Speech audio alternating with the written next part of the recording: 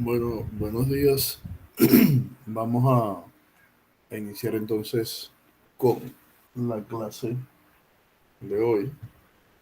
Eh, Bien, este es el curso de álgebra abstracta eh, de la carrera de licenciatura en matemáticas orientada a educación secundaria.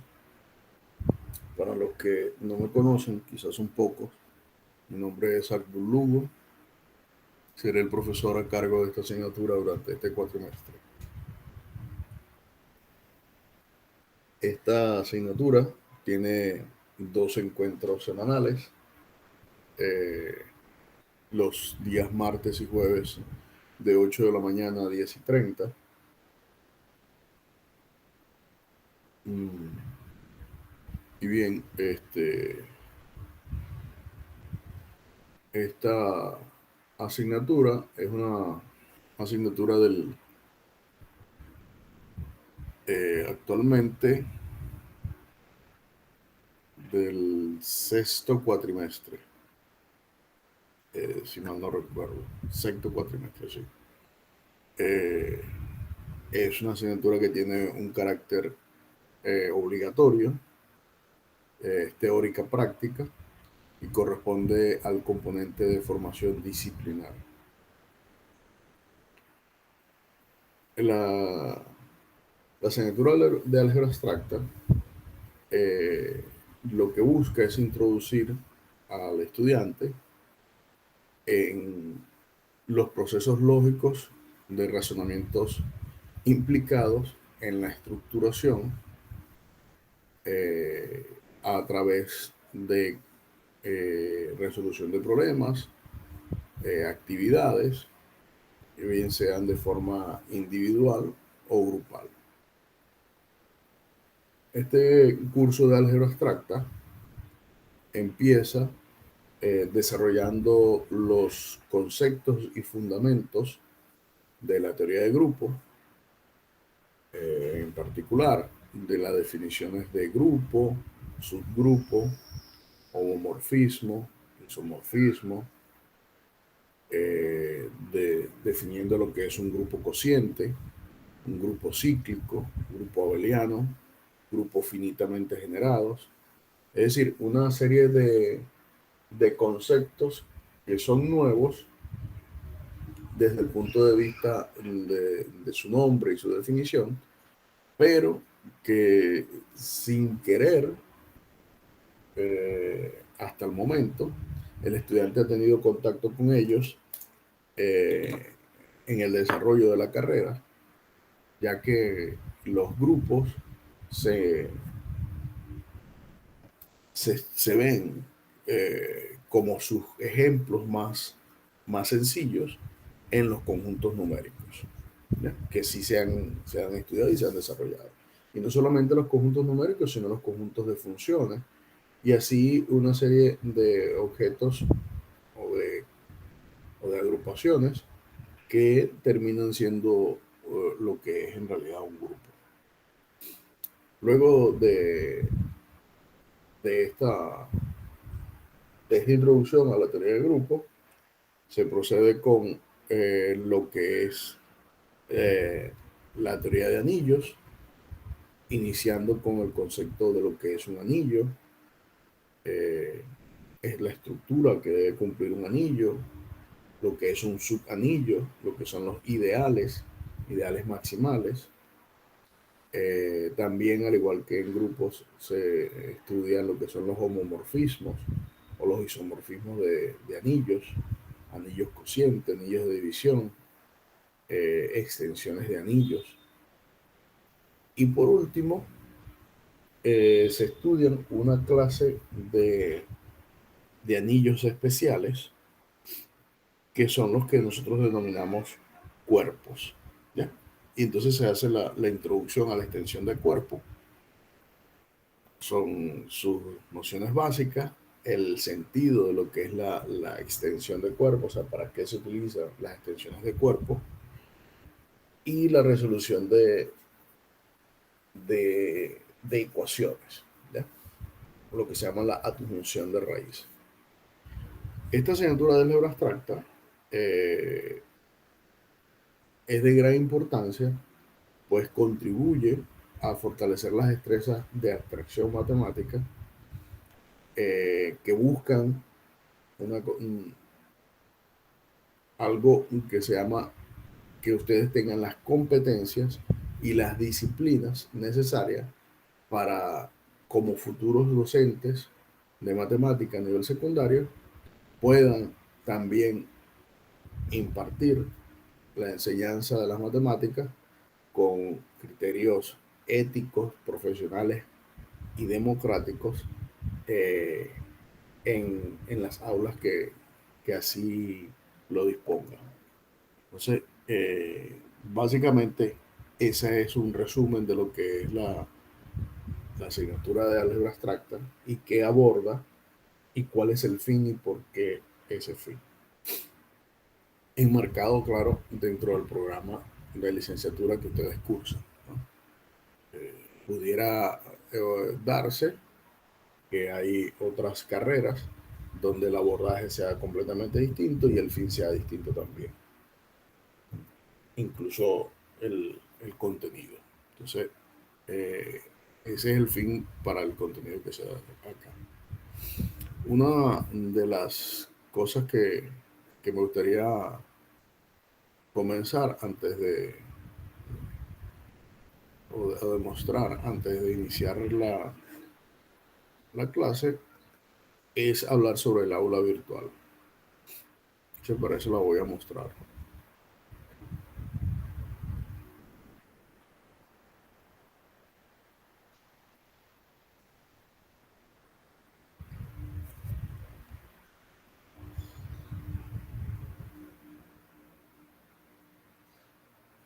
Bien, el, el aula virtual está dividida en varias secciones. La primera habla un poco de la descripción que acabamos de comentar. Luego aparece el programa de la asignatura, el cual ustedes pueden descargar y, y ver su programa.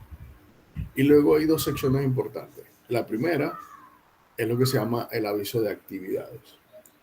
La sección de aviso de actividades es una sección que está dedicada, es un foro que está dedicado a publicar informaciones relevantes que tengan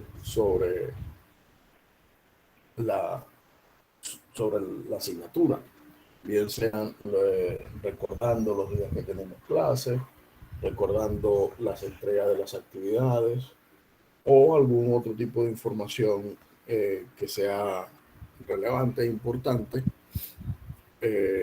y que sea y que ustedes no la tengan a la mano y yo se las haga llegar. Pudiera ser incluso alguna suspensión de la actividad que tengamos programada por motivos de fuerza mayor, bien sea de internet o de luz, etcétera. Ese foro de actividades, de aviso de actividades, eh, es exclusivo del profesor y en él se publicarán en su debido momento las informaciones. Eso es el primer canal de comunicación que tenemos en la plataforma. Automáticamente cada vez que se agrega un aviso en el foro, les llega un correo electrónico donde les informa de tal aviso para que ustedes lo puedan leer o puedan acceder a la plataforma. Entonces, empezamos estableciendo un primer mecanismo de comunicación. Eh, en este foro está descrito aquí mismo las condiciones de las consideraciones generales del foro y sus normas de uso y normas de participación. O sea, sería bueno que con detenimiento, cuando tengan tiempo, los puedan leer y puedan estar tomadas en cuenta para, para la participación en el foro de actividades. Evidentemente, dentro de las normas del uso son las normas generales o reglas generales de convivencia, eh, donde si se va a agregar una respuesta a una publicación en el foro, debe la persona presentarse, dar su nombre y mantener el respeto en dicho mensaje, es decir, sin insultos, sin maneras despectivas, siempre de una manera cordial y acorde a lo que es una convivencia. Luego están las normas de participación y posteriormente al foro de actividades está el chat de comunicación semanal. El chat de comunicación semanal es la segunda herramienta que tenemos de interacción. La idea del chat es que ustedes, si tienen alguna pregunta o alguna, digamos, duda acerca de algún punto en específico, lo puedan hacer por el chat de comunicación y el mismo será respondido en la brevedad de lo posible, ¿ya?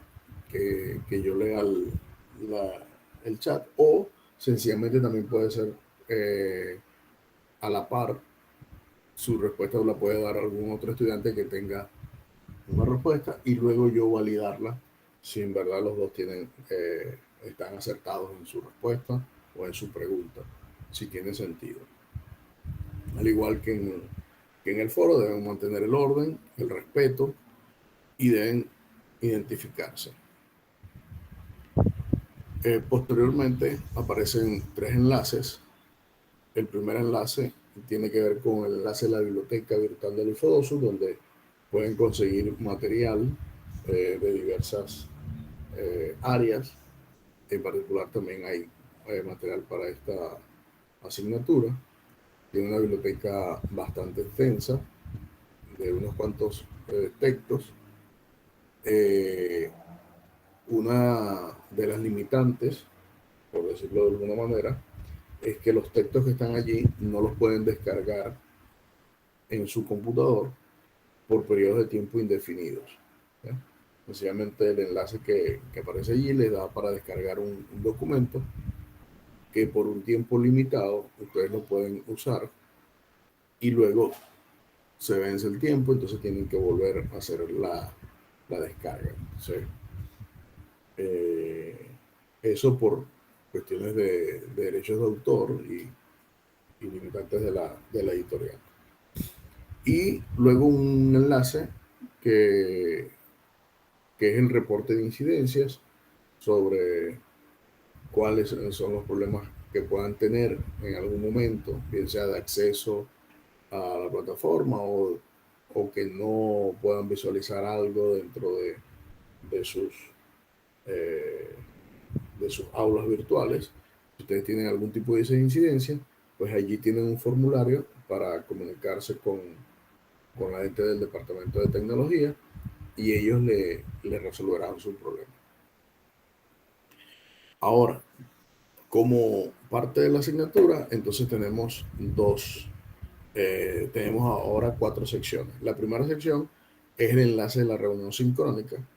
Aquí aparece una imagen. Cuando ustedes pinchan sobre esa imagen, eso les lleva directamente al aula virtual. Es decir, que si se les pierde el enlace en el correo, ya no tienen problemas para conseguirlo, pues sencillamente dentro del aula virtual estará publicado el enlace, el cual es el mismo para todas las clases.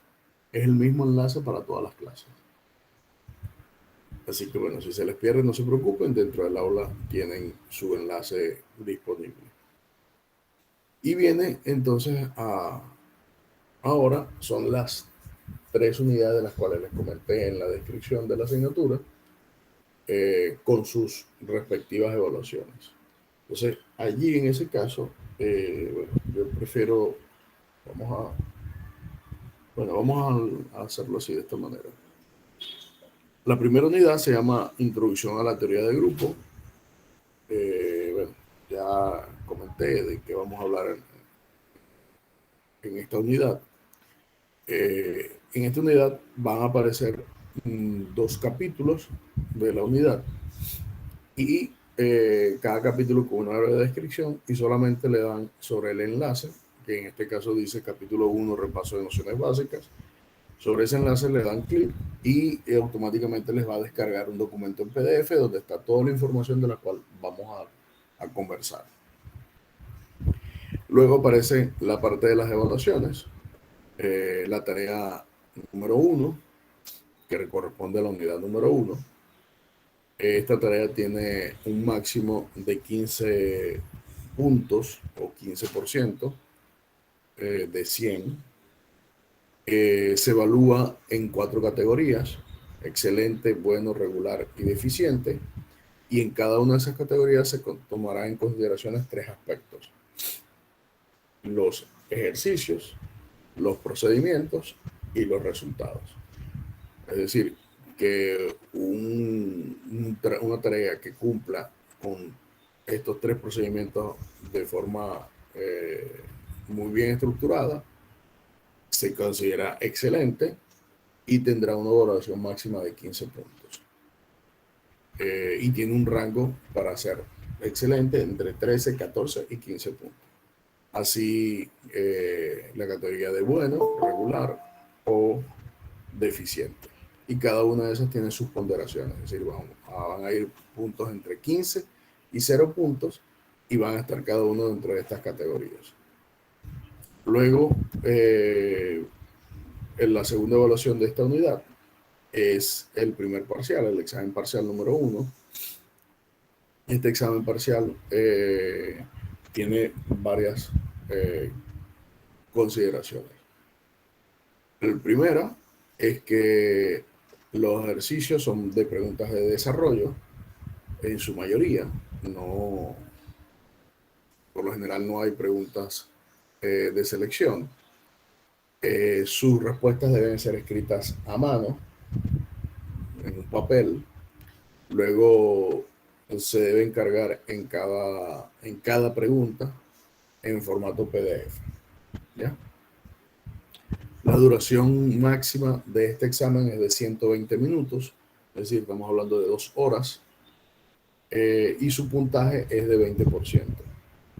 Dentro de los criterios de evaluación, se va a considerar lo que es la presentación, el razonamiento y o procedimientos, y evidentemente el resultado.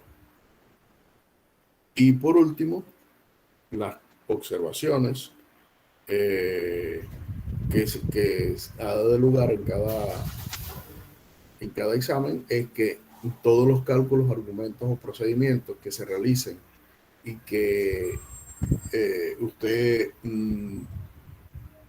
escriba para la resolución de algún problema deben ser anexados en la respuesta. Es decir, no solamente vale la respuesta, sino que tiene que agregar todos esos cálculos o argumentos. Si no se agregan, sino que solamente se agrega la respuesta, pues sencillamente no se validará la pregunta y no tendrá una puntuación máxima, aunque la respuesta sea correcta.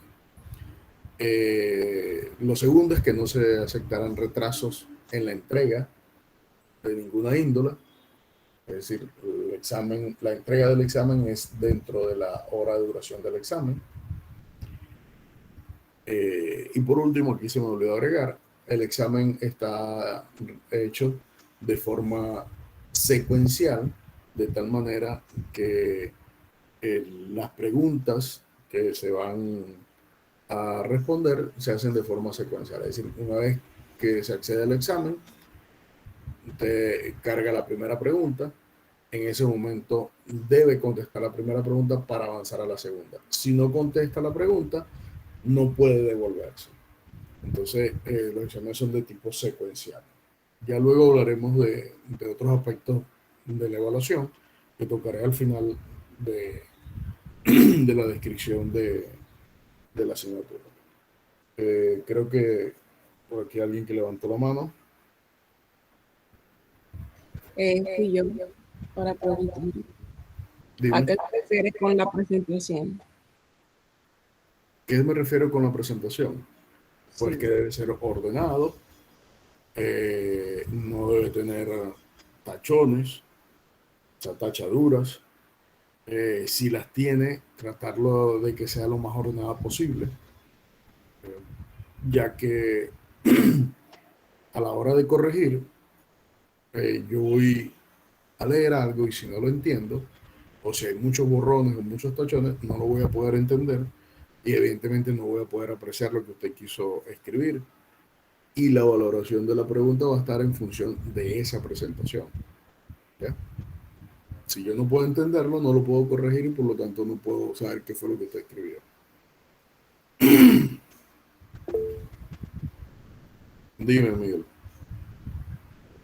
Una pregunta con respecto al examen. Cuando estemos tomando el examen, vamos a subir, por ejemplo, estoy en la pregunta 1. El documento PDF de la pregunta 1 lo subo inmediatamente o cuando yo termine el examen completo, va a No, haber un apartado distinto para subir el documento con todas las respuestas. no. Cada pregunta se debe subir en el momento. Usted respondió la pregunta 1, en ese momento sube el documento de la pregunta número 1. Bien. Miriam. ¿Se puede subir como foto o tiene que ser PDF obligatoriamente? Preferiblemente en PDF para yo poder corregirlo.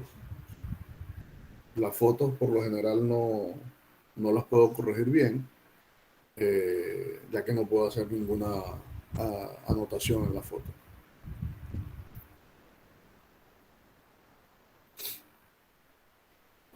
Vale. Bien. Deuris.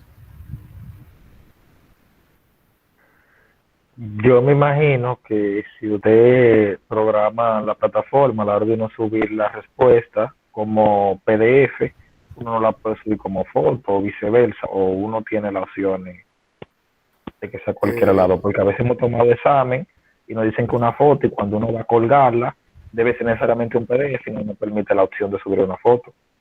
No, la plataforma tiene las dos opciones, para subirlo en foto y en PDF. Pero lo preferible es que sea en PDF porque yo tengo que hacer anotaciones sobre eso para poder hacer la corrección. Manuel. Mire, maestro, lo que pasa es que a la hora de escanear el documento y cosas, uno va perdiendo tiempo. Lo que se puede hacer, que dé la opción de poner la foto y que al final se ponga todo en un PDF y que se suba. Así usted puede tener la corroboración de que la que se supuso en la foto es lo mismo que está en el PDF. No, Manuel. Se carga en cada pregunta, no es al final. Bueno, continuemos entonces. Con respecto a la unidad número 2, que es la introducción a la teoría de anillos, esta unidad tiene 3 momentos de evaluación. El primer momento de evaluación es la tarea, que tiene una puntuación máxima de 10%, con las mismas condiciones de la tarea de la unidad número 1. Posteriormente, un pruebin de desarrollo, que sería el primer pruebin de esta asignatura, que tiene una duración de 60 minutos y una valoración de 5%, con las mismas condiciones que describí anteriormente del examen. Se mantienen también las mismas condiciones para el pruebin. Lo único que varía en el pruebin es la cantidad de tiempo y la cantidad de puntos del pruebin. Y por último, dentro de esta unidad está el parcial número 2, que tiene una valoración de 20% y una duración de 120 minutos, con las mismas características del pruebin y las mismas características del parcial número 1. Y luego la unidad número 3, que es introducción a la teoría de grupo, también tiene entonces 2 momentos a evaluar. Un primer momento es una tarea de 10% y luego un examen final de 20%, con las mismas condiciones de los exámenes anteriores. Es decir, que estaríamos hablando de que la primera unidad tiene una puntuación de 35%, la segunda unidad una puntuación de 35% y la última unidad una puntuación de 30%, para sumar 100%, que es la el total de la asignatura. Bien, eso con respecto a cómo está estructurada o cómo está dividida las actividades de evaluación de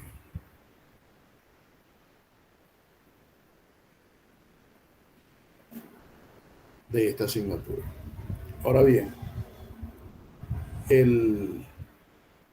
hay un punto que voy a señalar sobre las evaluaciones.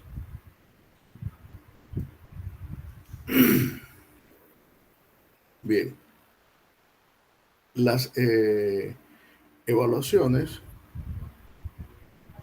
son 3 evaluaciones de exámenes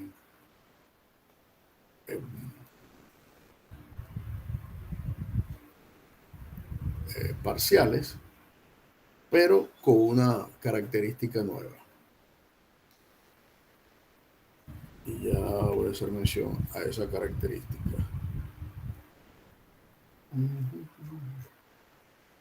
¿Dónde está eso? Espera un momento que voy a buscar aquí.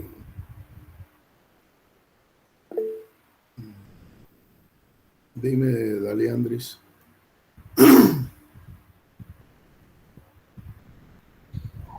No estoy levantando la mano, maestro. ¿Quién es que levanta la mano? Sara. Sí, maestro, es para preguntarle si en las preguntas del examen podemos volver a la anterior. No. Una vez que se pasa de una pregunta a otra ya no se pueden devolver.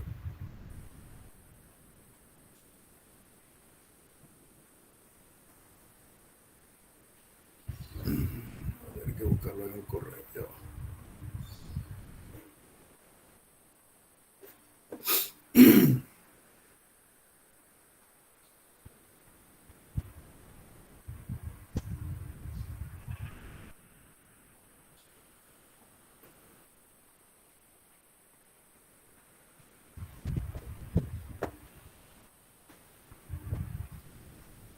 Un momento.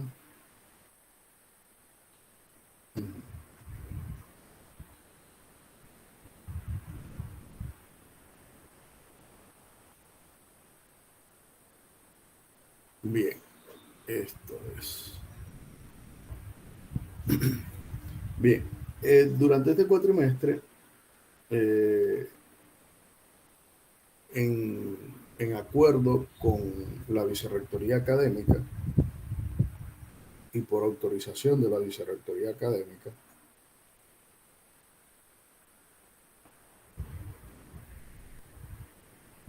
habrá una leve modificación en lo que son las evaluaciones virtuales. La primera modificación es que si el examen es virtual,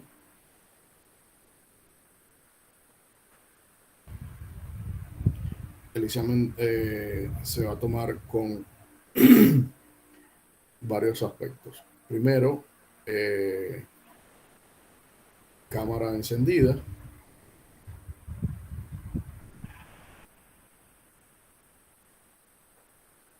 Segundo, las mismas condiciones de la plataforma, es decir, el examen se cargará en la plataforma y será bajo las condiciones de la plataforma, es decir, va a tener un límite de tiempo.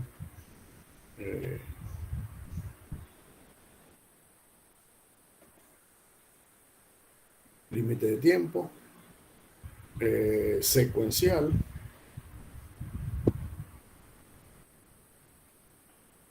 y esas son las condiciones para los exámenes virtuales. Y la segunda modalidad de examen son los exámenes presenciales.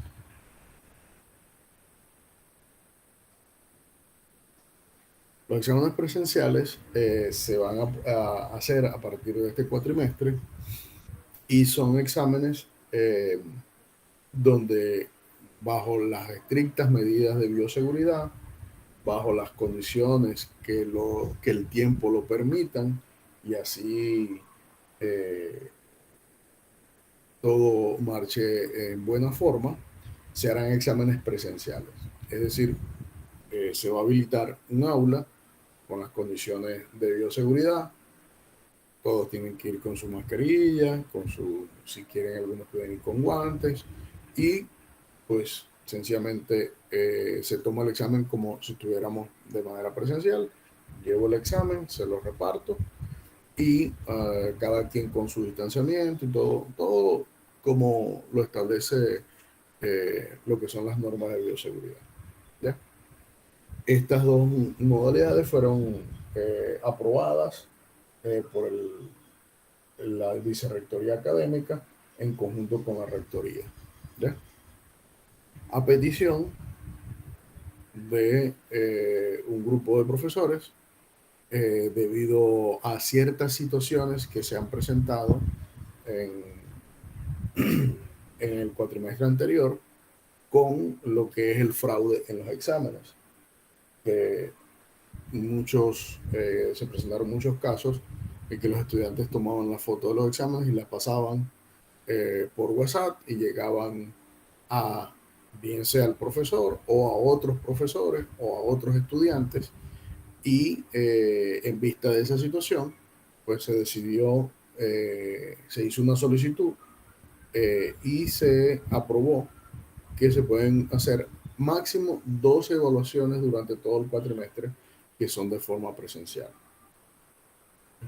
Eso con respecto a lo que es las condiciones de las nuevas condiciones de evaluación, ¿no? Con respecto a la asignatura de álgebra abstracta, tiene la siguiente condición. El primer examen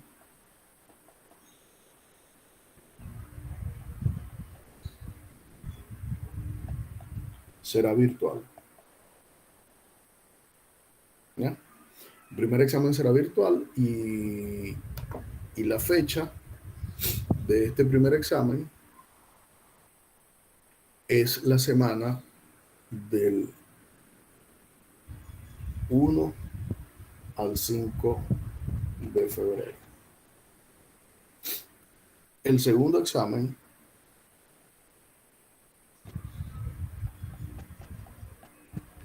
será presencial y la fecha de este examen ya está establecida, es el 10 de marzo. Y el otro examen, que será el examen número 3 o final, también será presencial. Y la fecha de este examen es el 14 de abril.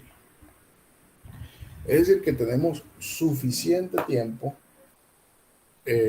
para empezar a hacer los exámenes presenciales y eso dará un panorama de aquí al primer examen parcial, que sería el 10 de, perdón, no es el 10, ya me equivoqué aquí, vi otra fecha. Okay, es el 11 y aquí es el 15.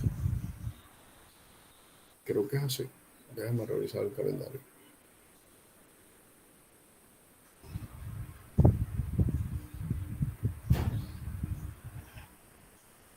Marzo,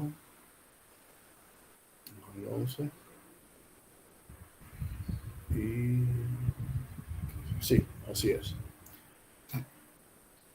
Esas son las dos fechas de sus exámenes presenciales. Es decir, que hay suficiente tiempo de aquí al 11 de marzo para saber si las condiciones del examen son las adecuadas por la cuestión de la pandemia y si se puede llevar a cabo un examen presencial, al igual que para el examen número 3 o el examen final.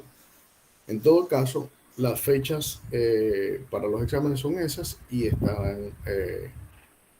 están allí establecidas desde ahora para los exámenes presenciales.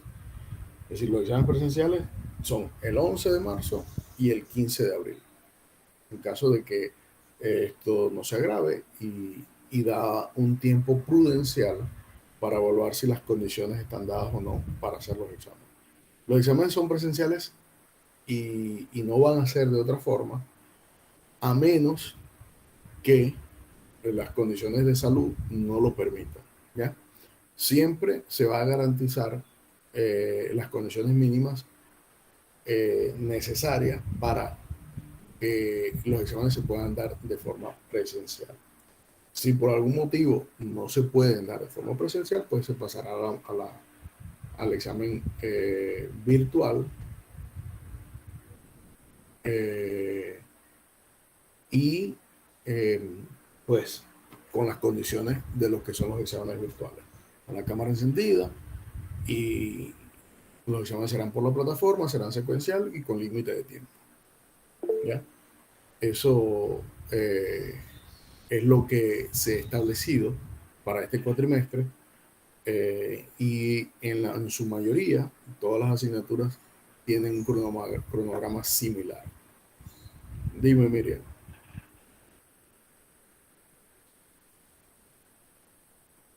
Es Miriam o Manuel. No, Manuel.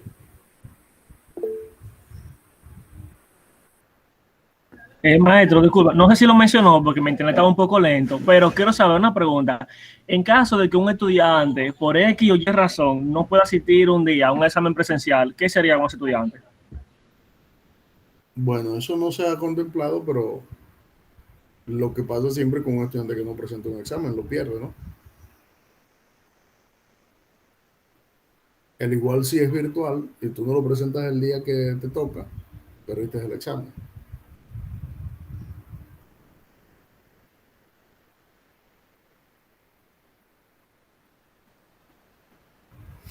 Bien, entonces continuemos. Ok. Que ya hemos hablado sobre las evaluaciones, sobre los exámenes. Bueno, de más está decirle que una cosa muy importante es la puntualidad en la entrega de las tareas. Eso, aunque no está dentro de los aspectos o consideraciones a evaluar, se supone de entrada que debe existir puntualidad en la entrega de la tarea. Es decir, si la entrega de la tarea está dispuesta para el 10 de febrero, la misma tiene que estar en el 10 de febrero. ¿Ya? No puede ser ni el 11, ni el 12, ni el 13. Máximo, la entrega debe ser el 10. Si un estudiante decide entregarla antes, pues no hay ningún problema. Lo que sí no puede entregarla es posterior a la fecha establecida. La idea es que ustedes hagan los problemas de la tarea, ya que su examen va a depender mucho o en gran medida de esos problemas. No es que vayan a ser los mismos problemas de la tarea los que van a estar en el examen, pero si usted no realizó los problemas de la tarea, posiblemente en el examen se le complique mucho a la hora de resolverlo. Eso no quiere decir que vaya a salir mal, pero en gran medida va a apuntar a que debe tratar de hacer eso. Dime, Debris. Usted dijo, ¿verdad?, que en la primera unidad, por ejemplo, la tarea tiene un valor de un 10%. Entonces, yo quisiera saber si hipotéticamente alguien resuelve todos los problemas. Por ejemplo, yo resuelvo todos los problemas de la primera unidad y en el parcial no me va tan bien. La tarea de la unidad, que es el 10%, va a depender de la calificación del examen o independiente. Alguien hizo todos los problemas, tiene su 10%, o alguien hizo todos los problemas, pero no le fue muy bien en el examen, eso le restaría punto a la práctica. No, las calificaciones de las tareas son independientes, pero si te das cuenta, las evaluaciones, exámenes o provines en esta asignatura suman 65%. Entonces, estamos hablando de que si tú hiciste todas las tareas, tienes a lo sumo 35% en tareas, ¿ya? Pero si te vas muy mal en los exámenes, aquí tienes 65% de evaluación en exámenes. Entonces, pues puedes hacer las tareas perfectas, pero los exámenes te van muy mal. Entonces, ahí tú tienes que valorar qué es lo que en realidad tiene peso, ¿no? No sé si me explico con lo que te quiero decir. Sí, Dime.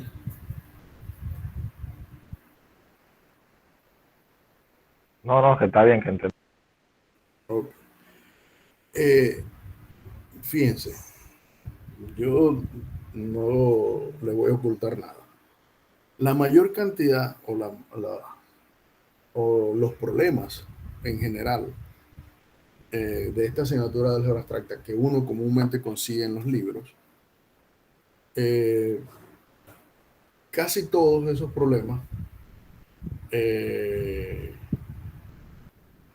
casi todos los problemas se consiguen resueltos en Internet. ¿Ya? O no resueltos o por lo menos casi resueltos. La idea no es copiarse las tareas o copiar la tarea o buscar en internet la solución del ejercicio y copiármela, porque eso no tiene mucho sentido.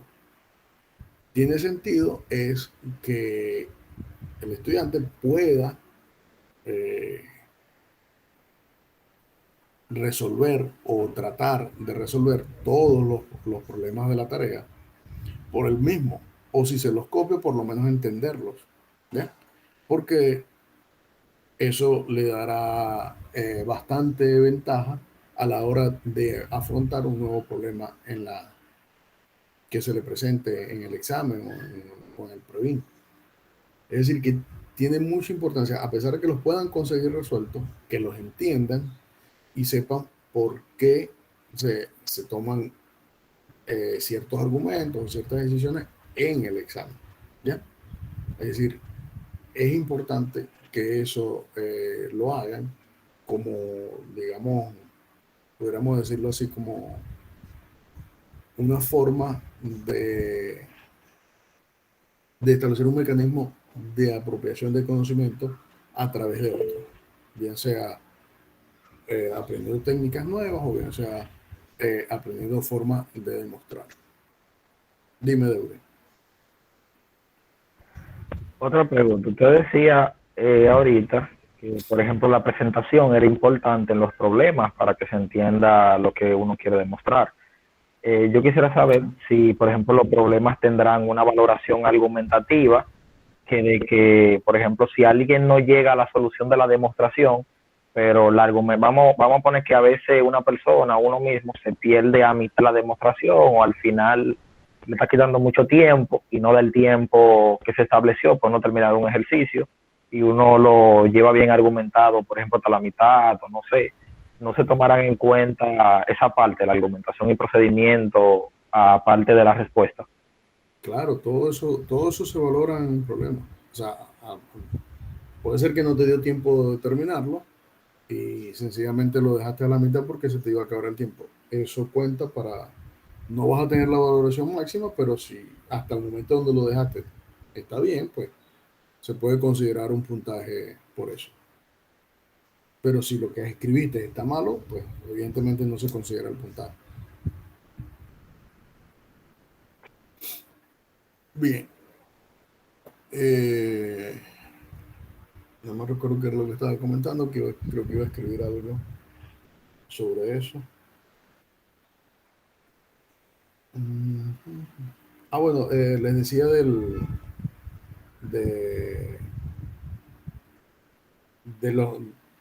los problemas que si se los copian o se los pasan entre ustedes, pero no saben hacer el problema o resolverlo, pues difícilmente van a poder en un examen afrontar algún problema que tengan que resolver.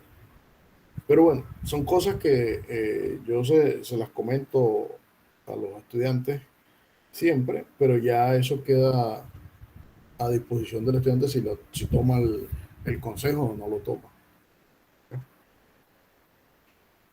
Bien, esta asignatura eh, como lo comentamos anteriormente, inicia con lo que es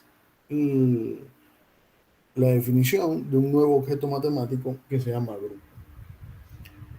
Pero la asignatura como tal requiere de ciertos conocimientos previos que el estudiante debe tener a la hora de afrontar la misma. Y esos conocimientos previos son lo que yo llamo nociones básicas. ¿Ya? Y es por eso que el primer capítulo de esta unidad se llama nociones básicas. Las nociones básicas son muy importantes porque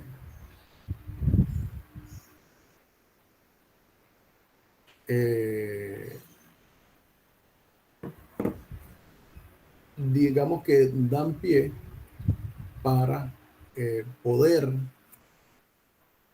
de alguna manera entrarse en el tema sin ningún inconveniente.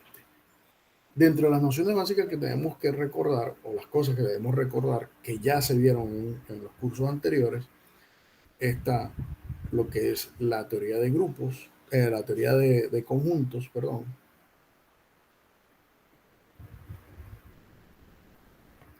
Importantísimo para un curso de álgebra abstracta, tener claro todas las nociones de la teoría de conjuntos. Luego están lo que son las relaciones y las funciones. Y sobre ese punto de las relaciones y las funciones hay que aclarar que lo que me interesa a mí de relaciones y funciones son las partes conjuntistas, es decir, las definiciones conjuntistas de relaciones, funciones, como es decir, su definición, no del punto de vista algebraico o de cálculo, sino de conjuntos, es decir, cómo se define una función en lenguaje conjuntista, qué es el dominio de una función en lenguaje conjuntista, qué es el rango de una función en lenguaje conjuntista, es decir, propiedades, qué significa que la función sea inyectiva en el lenguaje de teoría de conjuntos, qué significa que la función sea sobreyectiva en el lenguaje de la teoría de conjuntos, es decir, todas esas nociones que están involucradas allí, al igual que las relaciones, que son relaciones de equivalencia, relaciones de orden, es decir, toda esa parte es importante que se conozca y se maneje para un curso de álgebra abstracta. Entonces, no sé si ustedes vieron el material, ya lo descargaron, en el que está en la plataforma, que dice capítulo 1, nociones básicas. ¿Lo hicieron? Sí.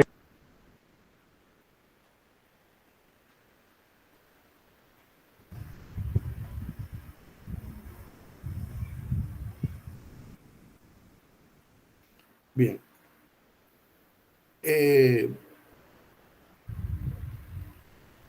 A mí me gustaría, en general, que este capítulo de nociones básicas de teoría de conjunto, de relaciones y funciones, lo lean con detenimiento, con mucho detenimiento, y traten de entender o recordar en realidad todas esas nociones y las podamos discutir la próxima clase. Es decir, no quiero que la clase sea solamente en que yo voy a hablar, sino que tener con quién discutir los conceptos de esta teoría en función de que ustedes ya hayan leído el material. ¿Ya? Esta primera parte no hay demostraciones. Se supone que las demostraciones de esta primera parte ya el estudiante las conoce o por lo menos sabe cómo realizarlas. Y lo aconsejable es que en estos 2 días que quedan para la próxima clase, que sería el día jueves, pudieran tratar de hacer alguna de esas demostraciones que están allí, que no están dentro del material, ¿ya? Pero que si vieron un curso de lógica y teoría de conjunto, las deben poder saber hacer, o por lo menos deben tener la idea de cómo hacerlas y construirlas, y eso les aseguro que les dará mucha ventaja para poder iniciar lo que es la teoría de grupo, que aspiro y espero poderla iniciar el próximo martes como tal. Es decir, solamente el primer capítulo sería unas nociones básicas introductorias, comentarlos, etcétera, que sería la próxima clase, y el martes que viene poder iniciar lo que es la teoría de grupo, ya que el tiempo es limitado y esta unidad es bastante extensa y de alguna manera no es que es complicada, pero cuando se tiene un primer contacto con la formalidad de lo que es el álgebra abstracta, pudiera tener ese tipo de problemas. Más sin embargo, yo quiero conversar un poco acerca de lo que es o lo que se conoce como el álgebra abstracta, o sea, de dónde sale el concepto del álgebra abstracta. Bien, a modo de introducción, uno puede empezar a hablar de que el álgebra abstracta se tiene sus inicios alrededor de el año 1600 antes de Cristo. Es decir, esta época estamos hablando de los babilónicos.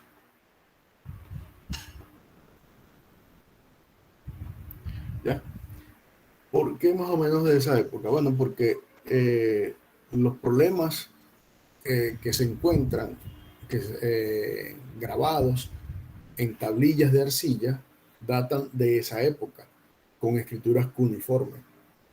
Y es el registro más antiguo que se conoce y es lo que nosotros hoy llamamos resolución de ecuaciones.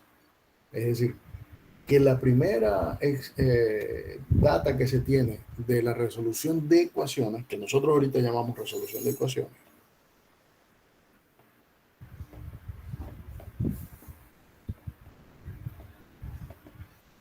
es aproximadamente alrededor del año 1600 a.C. Luego, pues, los avances de la ciencia o de la humanidad mostraron muchas ventajas o cómo la resolución de ecuaciones pasó a llamarse resolución de ecuaciones polinómicas, y esta empieza a crecer, aunque lentamente, pero empieza a crecer como una semilla que se siembra, ¿ya? Desde la Grecia antigua hasta hoy en día. Y todo parte de lo que es la abstracción del número. Es decir, la resolución de ecuaciones parte de empezar a concebir el número como un ente abstracto y no sencillamente como un símbolo que se representa, ¿ya? Esto, sin duda alguna, la abstracción del número permitió desarrollar una simbología muy grande que sirvió para lo que es la resolución de ecuaciones que hoy en día conocemos, ¿ya? Y es en realidad lo que dio pie a el álgebra y posteriormente a lo que conocemos hoy en día como el álgebra moderna o el álgebra abstracta. Es decir, el álgebra abstracta, su cabida fundamental es en la resolución de ecuaciones y en particular la resolución de ecuaciones polinómicas, ¿ya? Más adelante vamos a ver por qué esta afirmación que estoy haciendo, que su objetivo principal es la resolución de ecuaciones polinómicas. Pero básicamente es así. Es decir, hubieron muchos matemáticos que trabajaron en otras áreas, pero que sus resultados fundamentaron o apoyaron a lo que se conoce hoy como la álgebra abstracta o la álgebra moderna. Si nos vamos un poco más atrás, el concepto de número o la idea del concepto de número desde la antigua Grecia era el que se le asociaba bien sea a una medida, a una colección de objetos o para contar, ¿ya? ¿Y qué contaban en la antigua Grecia? Bueno, podían contar piedras o monedas o corderos o vacas, en fin, contaban animales o contaban piedras o contaban cualquier objeto que tuviesen a la mano. Entonces, por eso el concepto de número es tan viejo, ¿ya? Pero desde el punto de vista ahora de nosotros, que más o menos a partir del siglo XVI, cuando se empieza a estudiar las resoluciones de las ecuaciones algebraicas de manera formal, y entonces allí, a partir del siglo XVI, cuando se abre la puerta a lo que se conoce como el concepto abstracto de número y el concepto, es decir, y la resolución de ecuaciones a través de ese concepto abstracto de número, ¿ya? ¿Quiénes empezaron este tipo de estudios? Bueno, uno de los primeros fue un matemático francés llamado François Viet. Él introduce lo que es la simbología para las ecuaciones algebraicas y sus desarrollos permiten ir un poco más hacia lo que es la geometría analítica, que fue en parte promovida por Descartes y también por Fermat. Sin embargo, la geometría era de Euclides, es decir, Euclides fue el que desarrolló todos los conceptos de la geometría, pero la geometría analítica, que abarca lo que son la simbología de las ecuaciones, es decir, Euclides pensó en el círculo, en la recta, desde el punto de vista filosófico, ¿ya? Pero no es Fermat y Descartes, es Fermat y Descartes y Viet los que de alguna manera dotan a esas ecuaciones de círculo, de cuadrado, de circunferencia, de elipse, una simbología para hablar entonces ahora de ecuaciones algebraicas, ¿ya? Entonces ahí es donde inicia lo que se conoce hoy en día como el álgebra abstracta. Es decir, empezaron con la introducción de esa simbología para desarrollar ahora unas técnicas para resolver ecuaciones. ¿Qué técnicas para resolver ecuaciones? Bueno, evidentemente empezaron por ecuaciones lineales, luego ecuaciones cuadráticas, y esas ecuaciones cuadráticas representaban ciertas figuras, y así sucesivamente fueron agrandando esas construcciones geométricas desde el punto de vista de las ecuaciones y tratar de resolver esas ecuaciones. Pero se empiezan a conseguir problemas. ¿Qué problemas? Problemas donde hay ciertas ecuaciones que posiblemente no tengan solución, ¿ya? Entonces, allí es cuando entra Galois y con sus estudios empieza a hallar qué ecuaciones tenían resolución por radicales, que es lo que se conoce hoy en día de esa manera, es decir, ecuaciones por radicales. Y bueno, y empieza a desarrollar toda una teoría que él no sabía, a la final de cuentas, que posteriormente se iba a llamar teoría de Galois, o la teoría de anillos y de cuerpos, de extensiones de cuerpos. Pero así nosotros pudiéramos pasearnos por toda la matemática antigua, desde Euclides, Diofanto, a ver, ¿quién más? No me recuerdo. bueno, hay muchísimos más. Es decir, desde Grecia hasta el siglo XVI, más o menos aproximadamente, que es cuando empieza, como les dije anteriormente, a dar resultados acerca de lo que hoy en día se conoce como las resoluciones por radicales. Otros matemáticos notables que a partir del siglo XVI empezaron a trabajar con esas resoluciones de ecuaciones, además de Galois, está Tartaglia.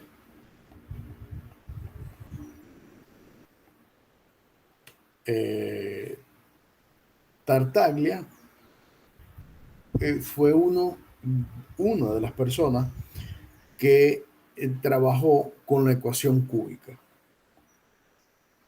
Es decir, él demostró que la ecuación cúbica se puede resolver por radicales. ¿Ya? En realidad, la ecuación con la que él trabajó fue esta. ¿Ya? Y él demostró que esa ecuación era resoluble por radicales. Sin embargo, posteriormente Ferro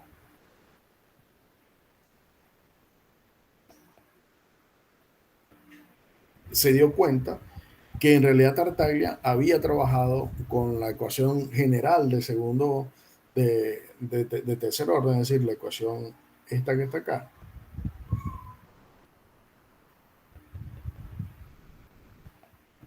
Pero esta ecuación se puede reducir a esta de acá. ¿Ya? Es decir, Tartaglia dijo, bueno, ¿para qué yo voy a trabajar con la ecuación general del tercer grado si esa es equivalente a la ecuación cúbica esa que está allí? Entonces, bueno, desarrolló toda una teoría de resolución de ecuaciones de tercer grado. Bueno, teoría no, desarrollaron todas esas cuentas, ¿ya? Y eso terminó en lo que se conoce hoy como la fórmula de Cardano. Es decir, que tenemos aquí a tres personajes del siglo XVI que trabajaron con la resolución de ecuaciones cúbicas, que fue Tartaglia, Cardano y Scipio de Ferro. Tres matemáticos italianos y que en su momento pues tuvieron problemas, muchos inconvenientes entre ellos, que si aquel divulgó lo que Tartaglia me dijo, que si Tartaglia fue el que lo sacó, que si fue Cardano, que si fue el otro que me traicionó. Es decir, un poco de historias allí que son bien interesantes y que merecen la pena en algún momento leerlas. Pero fueron, digamos, que ellos los que iniciaron con la ecuación de segundo grado, o sea, un método para resolver la ecuación de tercer grado. Y pues así estuvieron otros como Ludovico de Ferrari, que fue un discípulo de Cardano, que trabajó con la ecuación de cuarto orden. Y bueno, por allí después es cuando aparece Galois y trabaja la resolución de la ecuación de quinto grado y descubre que la ecuación de quinto grado es irresoluble por radicales. Y ya estamos hablando que pasamos del siglo XVI al siglo XVIII, cuando se empieza a descubrir o a sospechar que la ecuación de quinto grado es irresoluble por radicales, y empieza toda una serie de trabajos, ¿ya? Que ahí estuvieron involucrados Lagrange, el mismo Ruffini, ¿ya? Abel, y no es hasta 1832 cuando Galois en realidad fundamenta las bases para demostrar que la ecuación de quinto grado no tiene resolución por radicales. Galois fue un matemático autodidacta que vivió solamente 21 años. ¿Ya? Pero, bueno, sus sus aportes y sus trabajos quedaron para la posteridad, donde él demuestra que la ecuación de quinto grado es irresoluble por radicales. Y la teoría de Galois es lo que hoy nosotros conocemos, que es las extensiones de cuerpo para resoluciones de ecuaciones algebraicas o de polinomios. Entonces, digamos que de alguna manera es una introducción así histórica bien general, sin hacer mucho detalle, mucho hincapié, pero que nos muestra de alguna manera de cómo nosotros en este curso de álgebra abstracta vamos a ir desde el año 1600 a.C. hasta la actualidad estudiando toda esa teoría que se desarrolló en ese momento, que incluye resolución de ecuaciones o criterios de constructibilidad de figuras geométricas, y para eso se tiene que entender la teoría de grupos, la teoría de anillos y la teoría de extensión de cuerpo. Es decir, todas esas teorías me van a permitir a mí llegar a resultados donde puedo demostrar irresolubilidad de ciertas ecuaciones o constructibilidad de ciertas figuras. De más está decir que los cuerpos o la teoría de cuerpos se fundamenta en la teoría de anillos, ya que los cuerpos son una clase especial de anillos, ¿ya? Pero cada una tiene una teoría aparte que se desarrolló y que, bueno, en este curso vamos a tratar de dar una introducción, ojo, una introducción a toda esta teoría para poder deducir ciertas cuestiones matemáticas que posiblemente más adelante nos van a servir de mucho, ¿ya? En otras áreas. De más está recordar que el álgebra como tal es una de las áreas de las matemáticas que está envuelta en todas las subáreas de la matemática. Es decir, la voy a conseguir en ecuaciones diferenciales, análisis matemático, geometría, topología, geometría diferencial, y todo lo que a ustedes se les atraviese por el camino de las áreas de la matemática tienen una relación directa con el álgebra, bien sea de forma indirecta o de forma directa. ¿Por qué digo esto? Porque hay geometría diferencial y hay geometría algebraica y hay geometría, ¿ya? Entonces, de cierta forma, el álgebra se mezcla en todo, porque es una de las más grandes áreas de la matemática que se ha desarrollado desde mucho antes de Cristo, cuando apenas se conocía lo que era la escritura uniforme, es decir, la escritura en tablillas con símbolos. Desde ese momento se tiene idea de lo que es el álgebra. Bien, por hoy eso era lo que yo quería conversar con ustedes. Los espero el próximo jueves a las 8 de la mañana y ese día vamos a comenzar a hablar de lo que es este curso. Vamos a recordar algunos aspectos de la teoría de grupo, de las relaciones, de las funciones, y el martes siguiente entonces vamos a empezar a introducir lo que son los conceptos de grupo, ejemplos, etcétera, etcétera, etcétera. Bueno, por mi parte no queda más que decir y deseando entonces que pasen una feliz mañana. Nos vemos entonces el jueves que viene.